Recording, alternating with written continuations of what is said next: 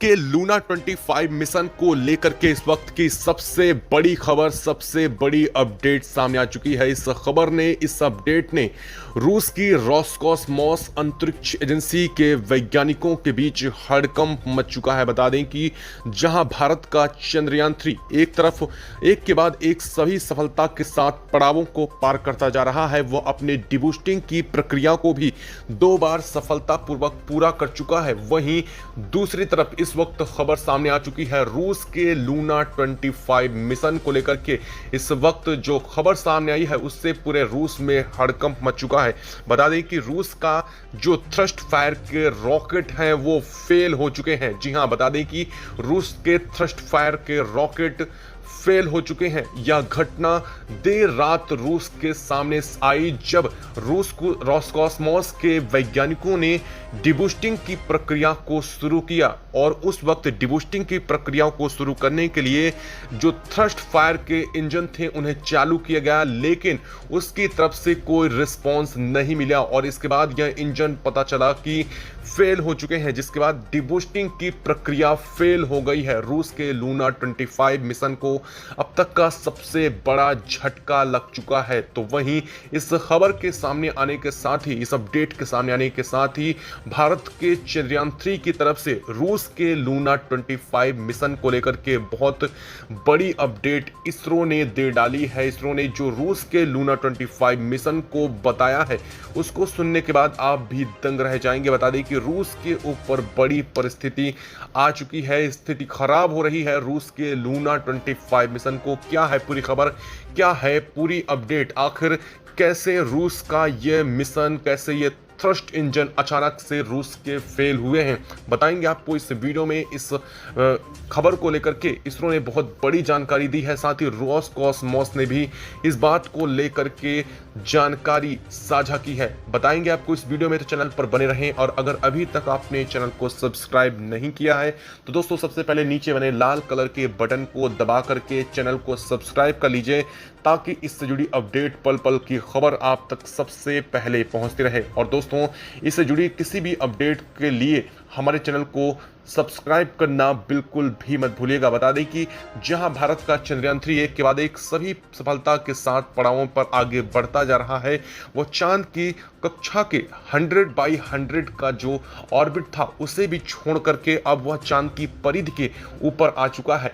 ऐसे में रूस का लूना 25 मिशन को लेकर के जो खबर सामने आई है उसने पूरी दुनिया को चौंका दिया है। बता दें कि रूस का लूना 25 मिशन कल देर रात लगभग 100 बाई 100 के ऑर्बिट में प्रवेश कर चुका था और इसके ऑर्बिट में एक चक्कर पूरा करने के बाद जब रोसकॉसमॉस के वैज्ञानिकों ने इसकी डिबूस्टिंग प्रक्रिया के पॉइंट को, एग्जैक्ट लोकेशन को कंफर्म किया और लोकेशन कंफर्म होने के साथ ही जब डिबूस्टिंग करने के लिए पहली बार थ्रस्ट को फायर किया गया तो उस तरफ से कोई जवाब नहीं आया, यानी कि थ्रस्ट फायर को लेकर के जो कमांड भेजी गई वो कमांड पर रिस्पॉन्स नहीं मिला और इसके बाद रूस ने एक के बाद एक कई बार ये कमांड भेजने की कोशिश की, लेकिन ये थ्रस्ट फायर नहीं हो सके, जिसके बाद रूस ने कहा है कि उनके रॉकेट फेल हो चुके हैं, जो इसमें थ्रस्ट इंजन लगे हुए थे वह फेल हो चुके हैं और इसी वजह से डिबूस्टिंग की प्रक्रिया नहीं हो सकी है। इसको लेकर के इसरो ने कहा है कि अब चंद्रयान-3 की तरह आगे नहीं बढ़ पाएगा रूस का लूना 25 मिशन। वो अपने लगभग अब तक वो अपने काम में 24 घंटे लेट हो चुका है, यानी कि वो डिबूस्टिंग की प्रक्रिया न हो पाने के कारण अभी तक 100 बाई 100 की कक्षा में ही ऑर्बिट कर रहा है। जो चांद के ऊपर 100 बाई 100 की कक्षा होती है, जो सबसे छोटा ऑर्बिट है, उसमें ही अभी तक वो सर्कुलेट कर रहा है, यानी उसी में अभी राउंड कर रहा है और डिबूस्टिंग की प्रक्रिया फेल हो चुकी है। और इस खबर के आने के साथ ही रूस ने भी बहुत बड़ी जानकारी दे डाली है। दोस्तों अब सवाल ये पैदा होता है कि अगर डिबूस्टिंग फेल हो चुकी है तो क्या रूस का मिशन फेल हो चुका है? क्या रूस अब चांद की सतह पर लैंड नहीं कर पाएगा? जी हाँ दोस्तों, वास्तव में कुछ ऐसा ही होने वाला है। अब रूस चांद की सतह पर लैंड करने में बहुत बड़ी आफत आ चुकी है रूस के इस मिशन को लेकर के। हालांकि इसरो के वैज्ञानिकों ने इस बात को लेकर के जानकारी दे डाली है। इसरो चीफ एस सोमनाथन ने बताया है कि जिस तरह से एक के बाद एक डिबूस्टिंग के प्रयास फेल हो चुके हैं, यानी कि इस पर किए गए कई अटेम्प्ट में किसी भी तरीके का कोई रिस्पॉन्स जब थ्रस्ट फायर इंजन की तरफ से नहीं मिला है, इसके बाद डिबूस्टिंग के चरण फेल हो चुके हैं। तो इसरो का कहना है कि अब इसका एक दूसरा ही रास्ता है, लेकिन इस दूसरे रास्ते के लिए रूस को भारत की मदद लेनी पड़ सकती है। जी हाँ, रूस ने अब इस बात को लेकर के कहा है कि अब उसे डिबूस्टिंग की इस प्रक्रिया को सीधा स्किप करना होगा, यानी कि डिबूस्टिंग के चरण को छोड़ करके डायरेक्ट चांद की सरफेस पर लैंडिंग करना पड़ सकता है। लेकिन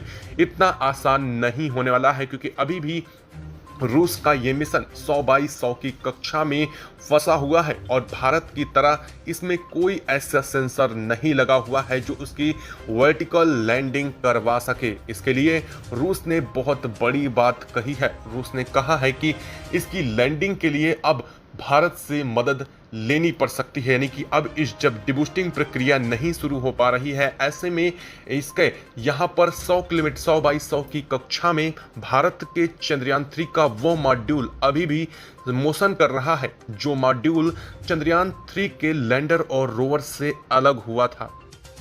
और अब रूस के इस लूना 25 मिशन का जब यहाँ पर थ्रस्ट फायर इंजन ही फेल हो चुका है, तो उसे प्रोपल्सन मॉड्यूल की भारत के चंद्रयान 3 का जो हिस्सा है उसकी ज़रूरत पड़ने वाली है, क्योंकि प्रोपल्सन मॉड्यूल एक ऐसा चैम्बर है जो रॉकेट को बूस्ट करता है, जो एक रॉकेट की भांति कार्य करता है।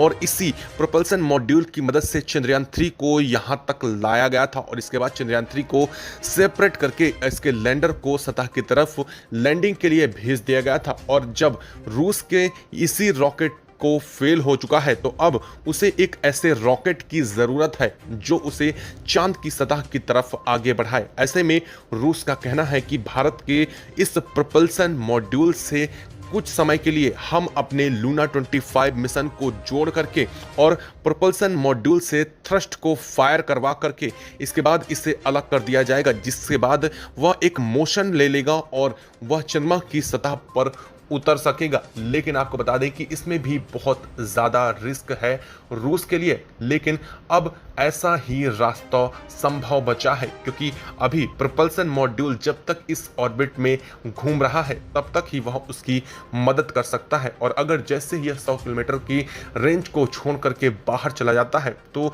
रूस के लिए यह रास्ता भी पूरी तरह से बंद हो जाने वाला है। लेकिन दोस्तों, आपको जान करके यह हैरानी होगी कि भारत ने इस मदद को लेकर के अभी तक कोई जानकारी नहीं दी है। हालांकि माना यह जा रहा है कि अगर रूस अब भारत के प्रोपल्सन मॉड्यूल का प्रयोग अपने थ्रस्ट को फायर करने के लिए करता है, इसके बावजूद वह जो उसकी सपना था कि वो चांद की सतह पर सफलतापूर्वक लैंड कर पाएगा, वो भी भारत से पहले वो सपना चूर चूर हो चुका है। क्योंकि हमारे प्रोपल्सन मॉड्यूल की मदद से वो चांद की तरफ जाएगा ज़रूर, लेकिन एक समय के बाद उसकी स्पीड में कमी आना शुरू हो जाएगी। हालांकि वह कमी इतनी भी नहीं होगी कि वह चांद तक ना पहुंच सके, लेकिन इतनी ज़्यादा भी नहीं होगी कि वह चांद की तरफ स्पीड से जा कर के वहां लैंड कर सके। ऐसे में रूस के लिए अब एक ही रास्ता बचा है, वो है भारत के चंद्रयान 3 के इस प्रोपल्सन मॉड्यूल के रॉकेट के थ्रस्ट को प्रयोग करके ही अपने मिशन को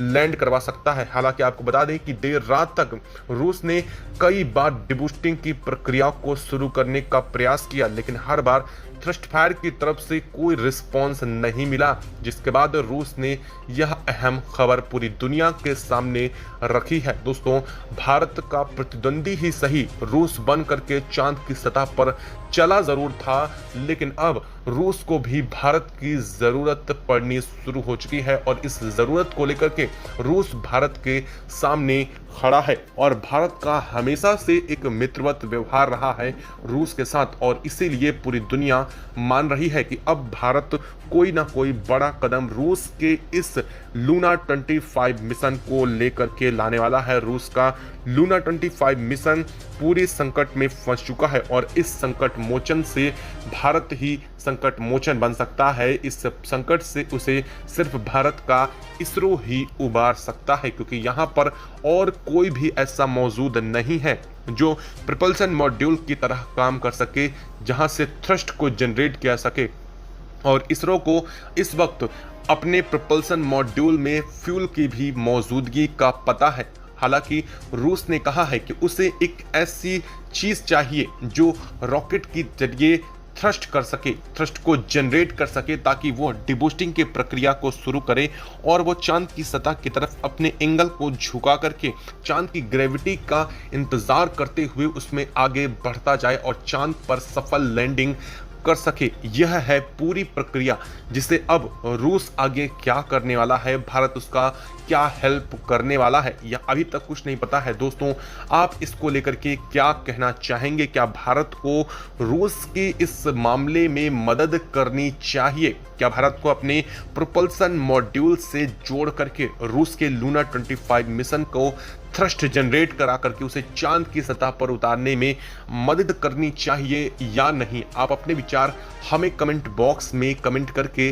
ज़रूर बताइएगा। साथ ही साथ भारत के चंद्रयान 3 और भारत के इस नेक और बड़े दरिया दिल के लिए आप क्या कहना चाहेंगे, वो भी कमेंट बॉक्स में ज़रूर लिखें। साथ ही वीडियो को लाइक, और अगर अभी तक आपने चैनल को सब्सक्राइब नहीं किया है तो चैनल को तुरंत सब्सक्राइब कर लें, ताकि स्टूडियो अपडेट आप तक सबसे पहले पहुंचती रहे।